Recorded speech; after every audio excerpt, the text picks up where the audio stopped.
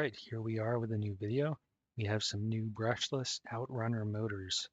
I ordered Xing 2207s. Unfortunately, I received Xing Pro motors, which are different.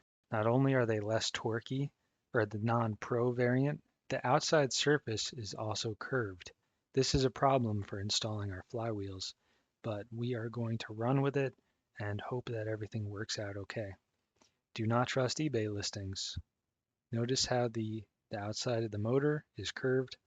This is going to reduce the contact area of our flywheel when we push it onto the motor.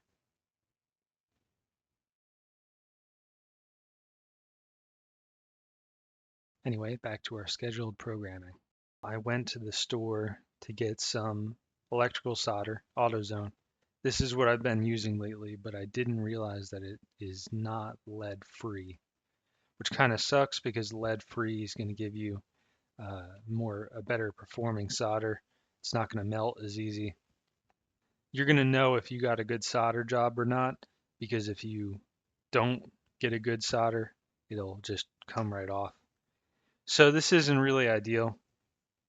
I do have lead-free solder that I'm going to use for the PCBs, and I already used this to solder on the TOC wire to the ESC.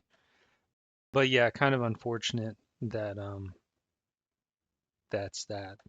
I already soldered bullets on one of these motors. I believe these are 3.5 millimeter bullets. They look a little large for the wires coming off of the motor, and we want the motors to have male connections. So I'm going to put the male on top. That, just plug them in. So I'm going to get a decent amount of solder in the bullet connectors right now. I didn't show me soldering the bullet connectors on the ESCs just because I did it kind of late at night. These wires are probably tinned already. Last one, I didn't strip any because they already have a little bit stripped off, but maybe I'll strip a little bit more because I want them to go a little bit further into the connector. And these are going to get heat shrinked, so there's really no harm in taking a little bit extra. Okay, and we're going to start putting these wires. I'm just going to put the wire straight down into the connector and try to hold it level.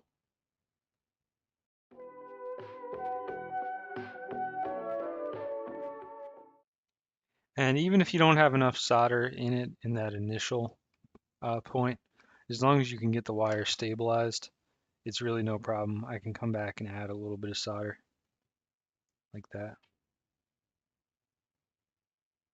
It's going to get pretty toasty. Worst case scenario, your wire comes out and this thing falls over, which is a pain. Don't burn yourself like I'm going to. Helping hands are coming Monday. Looking forward to that. At least you don't have to worry about melting the connector like you do with XT60. Can't go crazy on XT60 or stuff will just melt. That's a pretty good solder job. You can see it's nicely centered and pretty tough in there.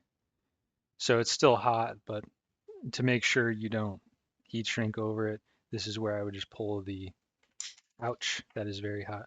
Pull the female off, see? All right, next wire. All right, last one.